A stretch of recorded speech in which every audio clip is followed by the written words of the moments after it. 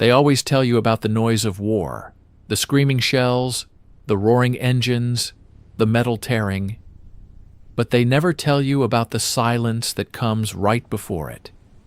That perfect, fragile silence. My name is Daniel Collins. I'm an old man now, but in my dreams I am forever 19 years old, a farm boy from Ohio who joined the Navy to see the world.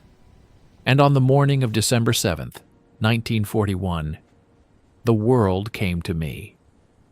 I was a seaman first class, stationed on the USS Nevada, a 29,000-ton dreadnought battleship moored at the tail end of Battleship Row. If you had asked me at 7:45 a.m. that morning what the greatest danger in the world was, I probably would have told you it was the chief petty officer catching me with my shirt untucked. We were untouchable. We were the United States Pacific Fleet. 3 minutes later, everything I knew burned to ash. Let me take you back to that morning. It was a Sunday. The air in Hawaii was sweet, smelling like salt and blooming hibiscus. Aboard the Nevada, the morning routine was slow. Most of the senior officers were ashore. The ship's band was up on the fantail, tuning their instruments to play the morning colors. The Star-Spangled Banner. At exactly 8 a.m., the flag was supposed to go up. I was standing near the aft anti-aircraft guns, holding a cup of coffee that tasted like battery acid, looking out at the USS Arizona moored just ahead of us. Then I heard it. A low hum, like a swarm of angry bees coming from the Waianae Mountains to the north. I squinted against the morning sun. I saw them, dozens of dark specks in the sky. As they got closer, the hum turned into a roar. I thought it was an Army Air Corps drill. We all did. But then the first plane banked hard and dove toward Ford Island.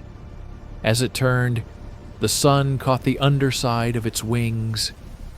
I saw the Meatball, the bright red circle of the rising sun. "Those aren't ours," someone next to me whispered. Before the words fully left his mouth, a dark object detached from the belly of the plane. It fell, silent and heavy, straight into the hangars at Ford Island. The shock wave hit us a second later, knocking the coffee out of my hands. Suddenly, the sky was black with them. Nakajima B-5N bombers, we'd later call them Kates, flying so low over the water you could see the faces of the pilots in their goggles. They were dropping torpedoes right into the water, aiming directly for the battleships. The band on the fantail stopped playing. The conductor dropped his baton. And then, the general alarm began to scream. "General quarters! General quarters! This is not a drill!" It was like kicking over an anthill. Guys were running up from the lower decks in their underwear, covered in shaving cream, sprinting toward the anti-aircraft guns. But our ammunition boxes were locked. Peacetime regulations. Men were literally using fire axes to smash the padlocks off the ammunition lockers. I jumped into the loader's seat of a .50 caliber machine gun. My hands were shaking so violently I could barely feed the belt.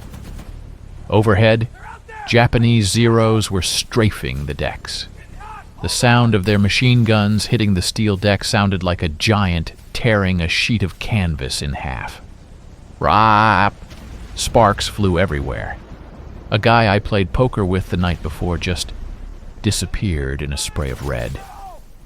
I squeezed the trigger of my gun and didn't let go until the barrel was practically melting. We were shooting at shadows in the smoke. And then, 8:06 a.m., the moment that broke the heart of the Pacific Fleet. Just a few hundred yards ahead of us, an armor-piercing bomb penetrated the forward magazine of the USS Arizona. The explosion defied human comprehension. It wasn't just a sound. It was a physical force that punched the air out of my lungs. A pillar of fire and black smoke shot 1,000 feet into the sky. The heat was so intense, it felt like someone had opened the door to a blast furnace right in my face. A 30,000-ton battleship lifted out of the water, broke in half, and settled into the mud. In that single blinding second, over 1,000 of our brothers were gone. I stared at the burning wreckage. The water itself was on fire. Oil had spilled from the ruptured ships and ignited, turning Pearl Harbor into a literal lake of fire, and the fire was drifting toward us. On the Nevada, we knew if we stayed tied to the mooring, we would burn with the Arizona. Our captain wasn't even on board. A lieutenant commander, Francis Thomas, took charge. Against all odds, the engineers deep in the bowels of the ship managed to get steam up in the boilers. I felt the deck vibrate beneath my boots. We cast off our lines. The USS Nevada was moving. When the men on the other burning ships saw us, a lone American battleship breaking free from the graveyard, steaming down the channel, they actually started cheering. Through the smoke and the blood, they cheered for us.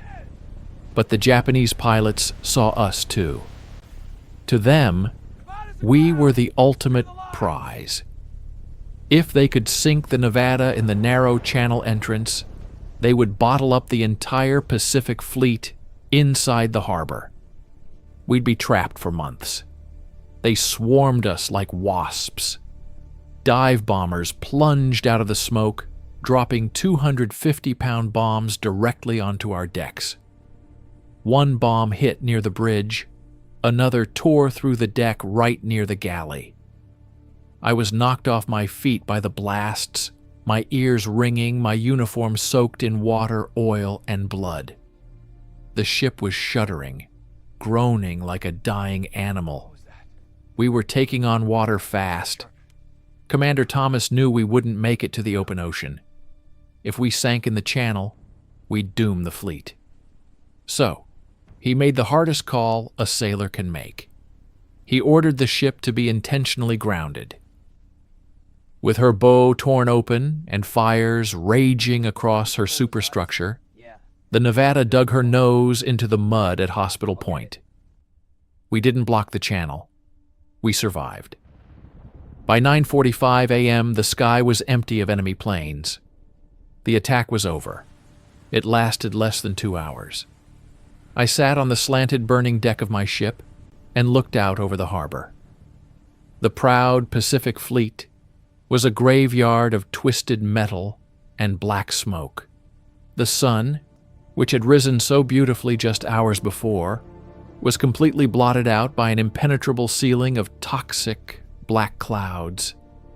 It was snowing. But it wasn't snow. It was white ash falling from the sky. The remnants of our ships, our planes, and our friends. We didn't sleep that night. We stood at our guns in the pitch black, jumping at every shadow, waiting for them to come back. We listened to the tapping, the agonizing, rhythmic tapping of trapped sailors hitting wrenches against the inside of the overturned hull of the USS Oklahoma. A sound I will take with me to my grave. We woke up that Sunday morning as boys, annoyed by the morning routine and complaining about bad coffee. By the time the sun set, we were men. We were a nation at war. They struck us to break our spirit. They thought if they hit us hard enough, we would fold. But as I looked around the burning deck of the Nevada, watching men with terrible burns, passing ammunition, and fighting fires, I knew the Japanese had made a fatal miscalculation. They didn't break us. They simply woke us up.